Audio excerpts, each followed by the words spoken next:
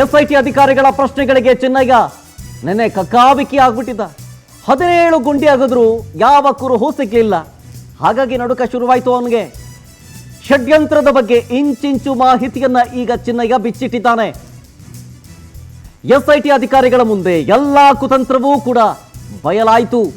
ಚಿನ್ನಯ್ಯ ಹೇಳಿದಾನೆ, ಸ್ಟೇಟ್ಮೆಂಟ್ ಕೊಟ್ಟಿದ್ದಾನೆ. ನಾನು ಕೇವಲ ಪಾತ್ರಧಾರಿಯಷ್ಟೇ, ಸೂತ್ರಧಾರಿಗಳು ಬೇರೆ ಇದ್ದಾರೆ ಅಂತಂದಿದ್ದಾನೆ ಚೆನ್ನ. ಸುಳ್ಳು ಹೇಳಿಬಿಟ್ಟು ಅಧಿಕಾರಿಗಳ ದಾರಿ ತಪ್ಪಿಸಿದ್ದಾನೆ ಈತ ಚಿನ್ನಯ್ಯ. ಈತನಿಗೆ ಈಗ ಸಂಕಷ್ಟ ಫಿಕ್ಸ್. ಪ್ರತಿಯೊಂದು ಷಡ್ಯಂತ್ರದ ಮಾಹಿತಿಯನ್ನ ಬುರುಡೆ ಚಿನ್ನಯ್ಯ ತೆರೆದಿಟ್ಟಿದ್ದಾನೆ. ಗೊತ್ತಾಗೋಯ್ತು 2023ರಲ್ಲಿ ಸಂಪರ್ಕವನ್ನ ಸಾಧಿಸಿದ್ದ ಮಟ್ಟಣ್ಣನವರ ಗ್ಯಾಂಗು. ದೂರುದಾರನ ಪ್ರತಿಯೊಂದು ಹೇಳಿಕೆಯನ್ನ ಎಸ್ಐಟಿ ಟೀಮ್ ಈಗ ವಿಡಿಯೋ ದಾಖಲೆಯನ್ನ ಮಾಡಿಕೊಟ್ಟಿದೆ. ಸುಜಾತ ದೂರು ನೀಡೋವರೆಗೂ ನನಗೆ ಭಯ ಇತ್ತು. ಅವ್ರು ಕಂಪ್ಲೇಂಟ್ ಕೊಟ್ಟರು, ನನಗೆ ಈಸಿ ಆಯಿತು. ಸುಜಾತ ದೂರಿನ ಬಳಿಕ ಧೈರ್ಯ ಬಂತು ನನಗೆ. ಕೋರ್ಟ್ನಲ್ಲಿ ನನಗೆ ಹೇಳಿಕೆ ಕೊಡೋದಕ್ಕೆ ಮೊದಲು ಭಯ ಆಗಿತ್ತು. ಆಮೇಲೆ ತಿಮರೋಡಿ ಗಿರೀಶ್ ಮಟ್ಟಣ್ಣನವರ್ ಹೇಳದಂತೆಯೇ ನಾನು ದೂರು ಕೊಟ್ಬಿಟ್ಟೆ. ಇದು ಫುಲ್ ಫ್ರೇಮ್ ಆಗಿತ್ತು ಸರ್. ಎಲ್ಲವೂ ಕೂಡ ನಾವು ಡೇ 1ನಲ್ಲೇ ಹೇಳಿದ್ದು, ಈಗ ಬಯಲಾಗ್ತಾ ಇರೋದು. ಆವಾಗ ನಾವು ಹೇಳಿದ್ವಿ, ನಾವು ಕಳಿಸಿದ್ವಿ ಆಲ್ರೆಡಿ. ಈ ಬುರುಡೆ ಮನುಷ್ಯನ ಬುರುಡೆ ಕಳಿಸಿದ್ವಿ. ಮಟ್ಟಣ್ಣವರು ಡೇಟ್ ವೈಸ್ ನಾವು ಹೇಳಿದ್ವಿ, ತಿಂಗಳು ವೈಸ್ ನಾವು ಹೇಳಿದ್ವಿ. ಪವರ್ ಟಿವಿಯ ಬ್ರೇಕಿಂಗ್ ಅಲ್ಲಿ ಹೇಳಿದ್ವಿ. ಈ ತಿಂಗಳಲ್ಲಿ ಮಟ್ಟಣ್ಣವರ ಮೊದಲ ಸಲ ಮಾತಾಡ್ದ, ಅವನನ್ನು ಕಾಂಟ್ಯಾಕ್ಟ್ ಮಾಡಿದ. ಈ ಮಂತಲ್ಲಿ 2023 ಯಾವಾಗ ಮೀಟ್ ಮಾಡ್ದ, ಎಲ್ಲಿ ಮೀಟ್ ಮಾಡ್ದ, ಸುಜಾತ ಭಟ್ ಅನ್ನುವ ಅವಳ ಲಿವ್ ಇನ್ ಟುಗೆದರಲ್ಲಿದ್ದ ರಂಗಪ್ರಸಾದ್ ಒಟ್ಟಿಗೆ ಯಾವಾಗ ಇವನು ಕಾಂಟ್ಯಾಕ್ಟ್ಗೆ ಬಂದ, ಇವರಿಬ್ಬರನ್ನು ಯಾವ ರೀತಿ ರೆಡಿ ಮಾಡಿದ ಮಟ್ಟಣ್ಣವರಂತ ನಾವು ನಮ್ಮ ಇನ್ವೆಸ್ಟಿಗೇಷನಲ್ಲಿ ಹೇಳಿದ್ವಿ. ಅದನ್ನು ಇವತ್ತು ಈಗ ಮುಸುಕುದಾರಿ ಇದ್ದಲ್ವಾ ತಲೆಬುರುಡೆ, ಅವನು ರಿವೀಲ್ ಮಾಡಿದ್ದಾನೆ. ಜಸ್ಟ್ ಥಿಂಕ್, ಹೆಂಗಿರ್ಬೋದು ಪವರ್ SIT ಟೀಮ್ ಅಂತ ಅಂದ್ಕೊಳ್ಳಿ.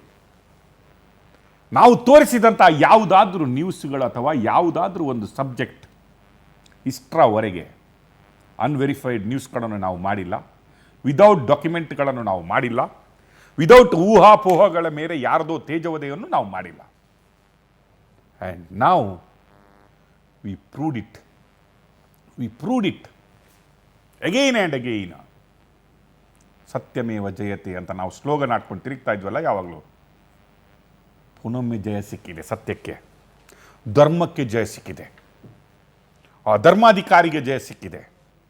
ಅವರು ಬಾಳಿದಂಥ 60 ವರ್ಷದ ಈ ಧರ್ಮಾಧಿಕಾರಿಯ ಜೀವನ ಇದೆ ಅಲ್ಲ, ಅದಕ್ಕೆ ಆ ಪದವಿಗೆ ಇವತ್ತು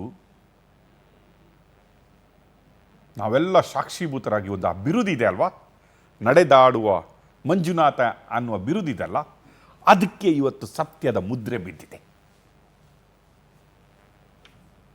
ಇದಕ್ಕಿಂತ ಜಾಸ್ತಿ ಏನನ್ನು ಹೇಳ್ಬೋದು ನಾವು ಇವತ್ತು? ನಾನು ಹೇಳಿದಲ್ವಾ, ಕ್ಷಮಿಸು ಸೌಜನ್ಯ ಅಂತ ಹೇಳಿದ್ವಿ ನಾವು.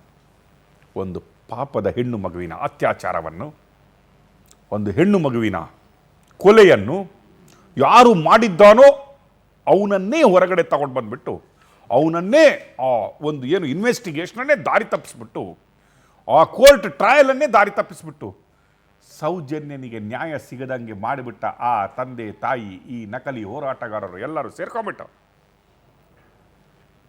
ಕುಲಗೆಡಿಸಿದಾಗಲೇ ನಾವು ಹೇಳಿದ್ವಿ, ಶ್ರಮಿಸಿ ಸೌಜನ್ಯ ಅಂತ. ನಿನಗೆ ನ್ಯಾಯ ಸಿಗಬೇಕಾದ್ರೆ ಪವರ್ ಟಿವಿ ಕಡೆಯಿಂದನೇ ಸಿಗುತ್ತೆ ಅಂತ ಹೇಳಿದ್ವಿ. ಆ ನ್ಯಾಯದ ಮೊದಲ ಹೆಜ್ಜೆ ನಕಲಿ ಹೋರಾಟಗಾರ ತಿಮರೋಡಿ ಯಾವಾಗ ಜೈಲು ಹತ್ತಿದ ನೋಡಿ, ಆಗಲೇ ಮೊದಲ ನ್ಯಾಯ. ಇವತ್ತಿಗೆ 2ನೇ ನ್ಯಾಯ ಇನ್ನಿದೆ ಕ್ಯೂ. ಕುಸುಮಾವತಿ ಅಮ್ಮ, ನೀವು ಗೊತ್ತಿದೆ ನಿಮ್ಮ ದುಃಖ. ನಮಗೆ ಮಗಳನ್ನು ಕಳ್ಕೊಂಡ್ರೆ ಯಾವ ದುಃಖ ಒಂದು ತಾಯಿಗೆ ಆಗುತ್ತೆ ಅಂತ ಸ್ವಲ್ಪ ಅರಿವಾದರೂ ನಮಗಿದೆ. ಎಚ್ಚೆತ್ಕೊಳ್ಳಿ, ಸಮಯ ದೂರ ಇಲ್ಲ, ಸ್ವಲ್ಪ ಎಚ್ಚೆತ್ಕೊಳ್ಳಿ. ಬಿಡಿ ಕಪಟ ನಾಟಕಗಳನ್ನು ಬಿಡಿ, ಕಪಟ ಕಣ್ಣೀರುಗಳನ್ನು ಬಿಡಿ, ಕಪಟ ಇಂಟರ್ವ್ಯೂಗಳನ್ನು ಬಿಡಿ, ಈ ಯೂಟ್ಯೂಬ್ನ ಹುಚ್ಚುಗಳನ್ನು ಬಿಡಿ, ಈ ಪ್ರಚಾರದ ಗೀಳುಗಳನ್ನು ಬಿಡಿ. ನಿಮ್ಮ ಮಗಳಿಗೆ ನ್ಯಾಯ ಸಿಗುವ ಟೈಮ್ ಬಂದಿದೆ ಕುಸುಮಾವತಿಯವರೇ, ಯಾನೆ ಇಂದಿರಾವತಿಯವರೇ, ಬಂದಿದೆ. ಆ ಟೈಮೂ ಬಂದಿದೆ. ನಿಮಗೆ ನ್ಯಾಯ ಕೊಡಿಸುವ ಟೈಮ್ ಬಂದಿದೆ. ನಿಮಗೆ ನ್ಯಾಯ ನಾವು ಕೊಡಿಸ್ತೀವಿ.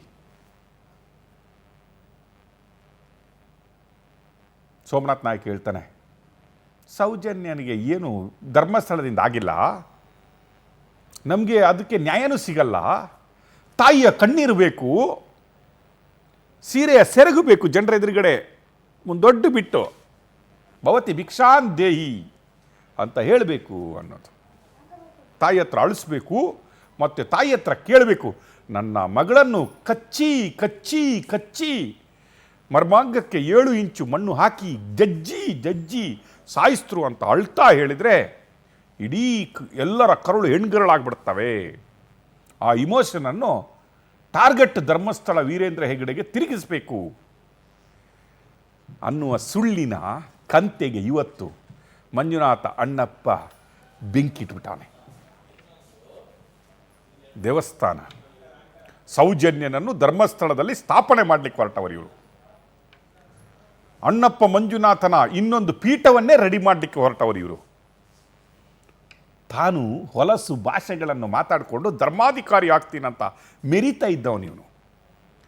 ಇವನಿಗೊಬ್ಬ ನಿತ್ಯಾನಂದ ಅನ್ನುವ ಒಬ್ಬ ಗುರು ಬೇರೆ, ಅವನದು ಸ್ಟೋರಿ ಇದೆ. ಈಗ ಧರ್ಮ ಮೇಳೈಸಿದೆ, ಸತ್ಯ ಮೆರೆದಿದೆ. ಮಂಜುನಾಥ ಅಣ್ಣಪ್ಪ ಕಣ್ಣು ಮಾತ್ರ ತೆರೆದಿದ್ದಲ್ಲ, ಧರ್ಮಸ್ಥಳದ ಮಂಜುನಾಥ ಮೊದಲ ಬಾರಿಗೆ 3ನೇ ಕಣ್ಣು ಬಿಟ್ಟಂಗೆ ನಮಗೆ ಕಾಣಿಸ್ತಾ ಇದೆ.